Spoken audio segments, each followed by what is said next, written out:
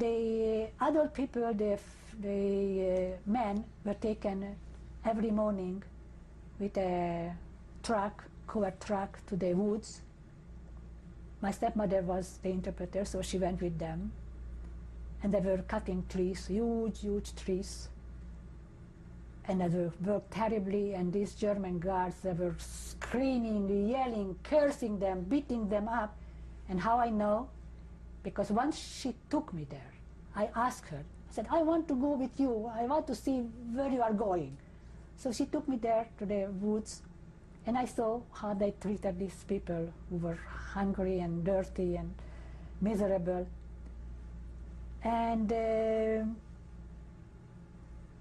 so she was with that group, and after they finished with the wood cutting, they sent them to farms around Vienna, to farmers. What did you do? I'll get to it. They had to pick up potatoes or helping on the farm.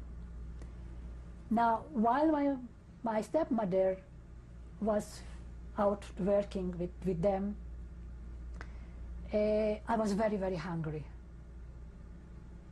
So I begged her that she arranged a work for me, because I want to get out from the camp, and maybe I will then will have a chance to have an extra slice of bread. So because she was in that high position, she could arrange for me a work in a bread factory. Just imagine, a dream world, into a bread factory. So a few of the other women in the camp, they were also working there. And my stepmother asked them to look after me.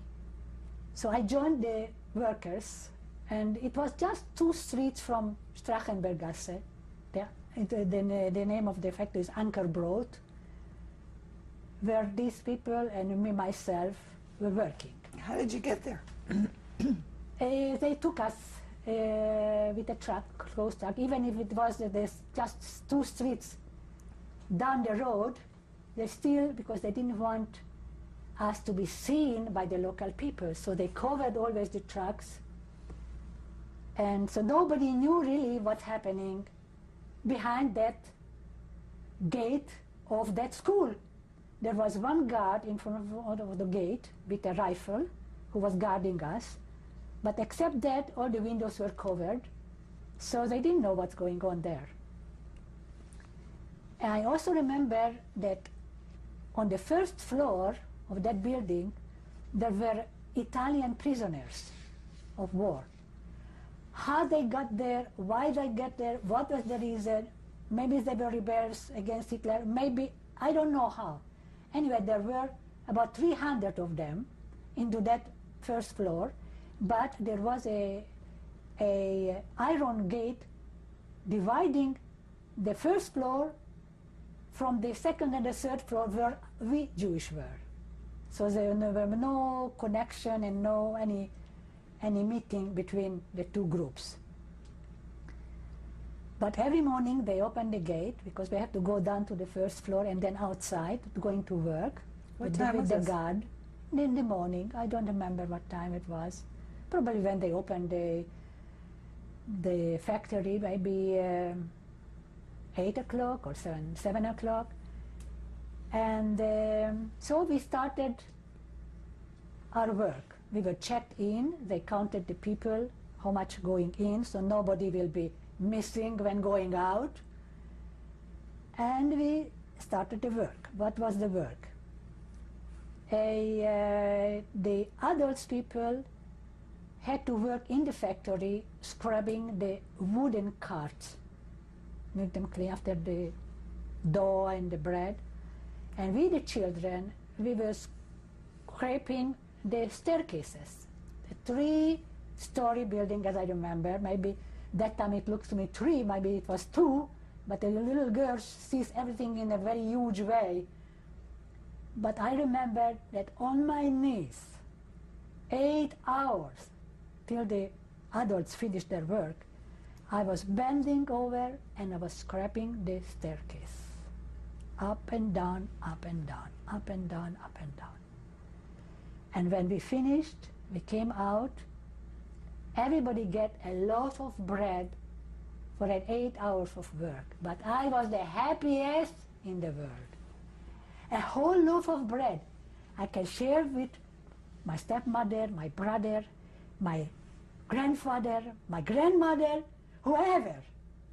I have a whole loaf of bread. We were bored. We had no games or anything to do there.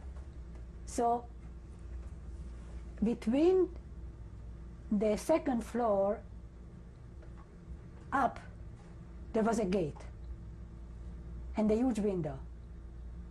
We were curious. What's happening behind that gate and behind that window?